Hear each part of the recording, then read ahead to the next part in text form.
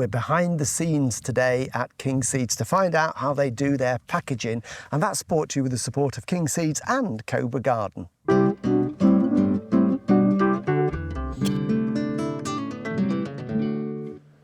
Hello, welcome to Pots and Trowels. Well, we're back at King Seeds today and we're going to have a little look behind the scenes. We're in the packing shed and the warehouse and we're going to find out how seeds get put into packets like this for you to grow at home. So, Andrew, I believe it all starts first of all in the laboratory?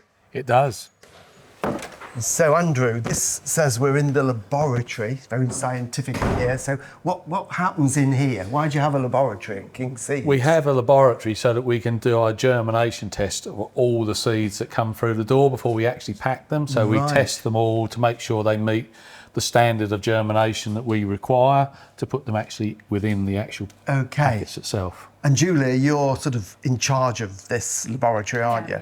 Yes. So are you doing testing all year round? We are, yes. Okay, so what have we got here on the bench? Because if you don't mind me saying, these look a bit tall and leggy. Yeah, well, remember they're being grown inside a building, not being grown in a nice greenhouse, really. That's true, yes. That's exactly it. They're grown in one of the incubators that has no light. So we're just growing to test that they've got enough root and shoot and that they'll make a good plant when they're out in the field. So you sow a definite number into each tray and then you can work out the percentage? Absolutely. Okay. And what happens, I mean, I'm sure this is all new seed, you get really good germination. Do you ever get a case when you get a poor germination? Yep. And then we contact the supplier that we bought it from. We prove that we've had a poor germination. And then we get that replaced from them. So, yeah, so they've obviously sent their result. Sometimes they're not testing it as we would. As Julia says, we don't only look at the top growth. So on things like beans, they have to have the correct amount of surface leaf as well as the root. That's right, isn't it, Julia? That's absolutely right.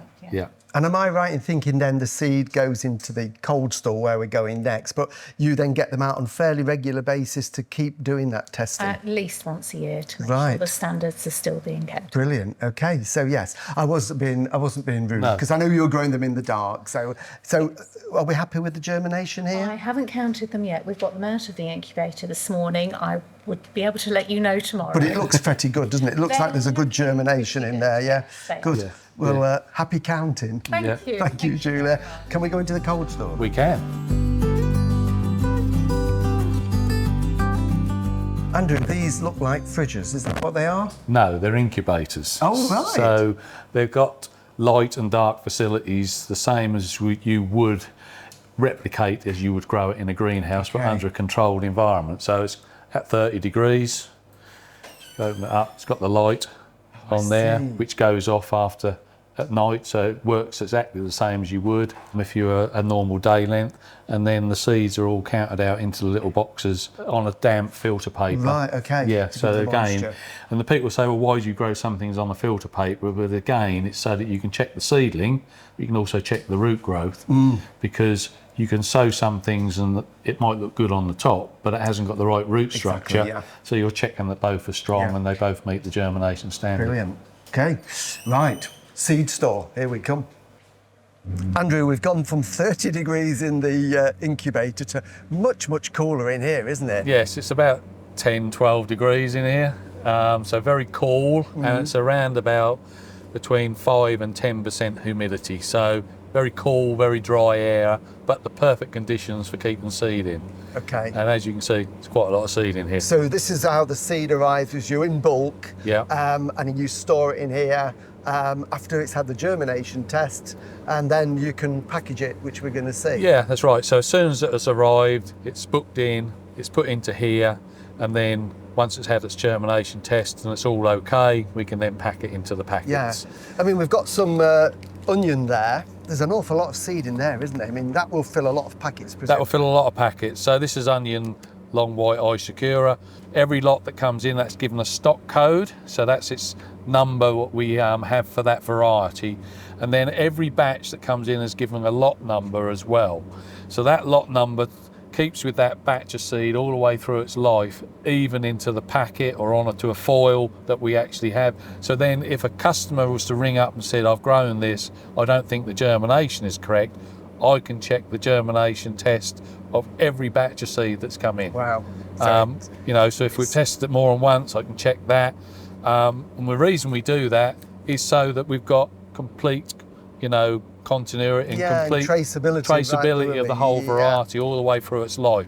So it's important, and that's the thing that we always say to customers is you should always keep the foil that's inside the packet, because that's where the information is, not the nice coloured packet that's on the outside, because that hasn't got it all on. Okay. So always important. And a good tip for anybody buying seeds, keep them cool when you've bought them. It is, yeah. So somewhere cool, I always say cool and out of direct sunlight. So the worst thing you can do is put them in a biscuit tin and put them on the shelf in the greenhouse, because it's hot, it'll fluctuate in temperature, the seeds will cook. So somewhere cool, if you've got a spare room, or if you wanted, you could put them in a fridge if you wanted to, if you've got a spare fridge, but it's not essential. As long as they're somewhere cool and out of direct sunlight, they'll work fine. Right. Can we see one of the packaging machines now then? We can. Okay. After you.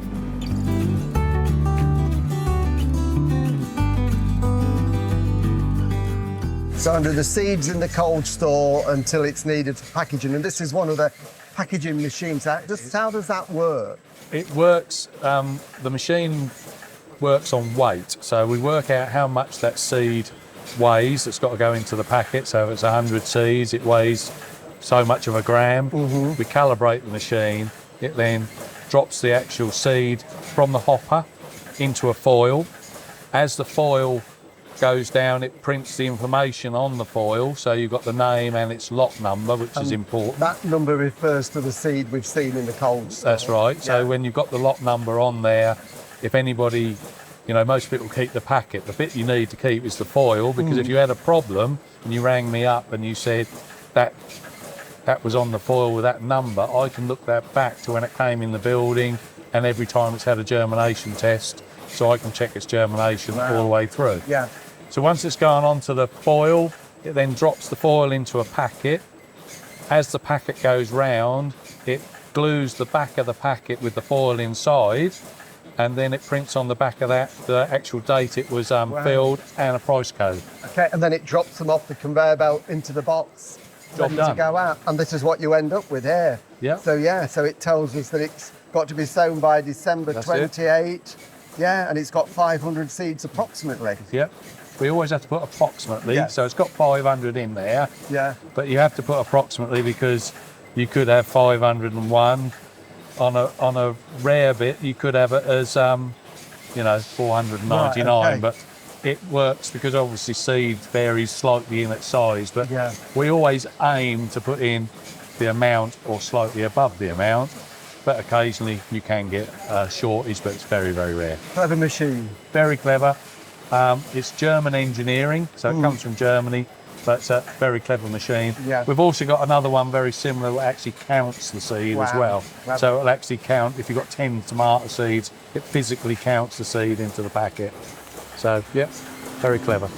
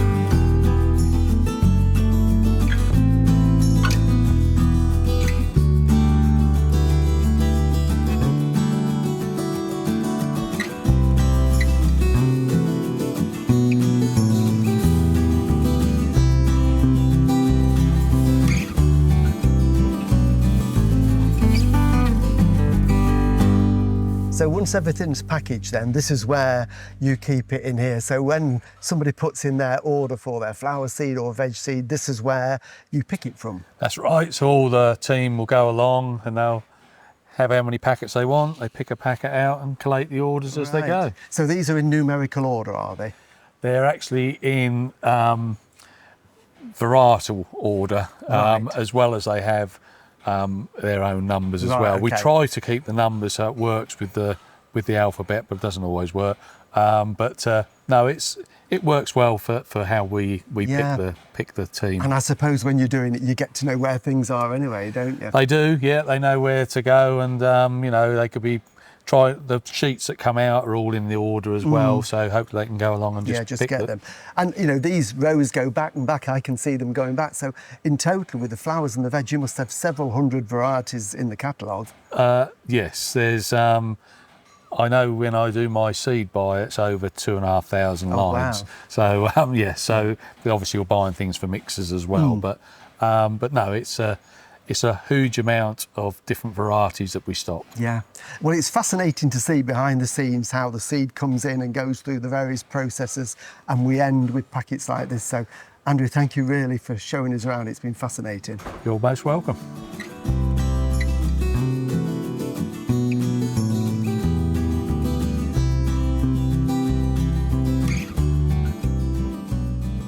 Well, thank you for watching Pots and Trowels this week, and I feel a little bit like a child in a sweet shop. In fact, Andrew has given me permission to get a couple of packets of coriander to give to you, Jill, to use in your recipes. We'll be back again next week in the garden, so join us then.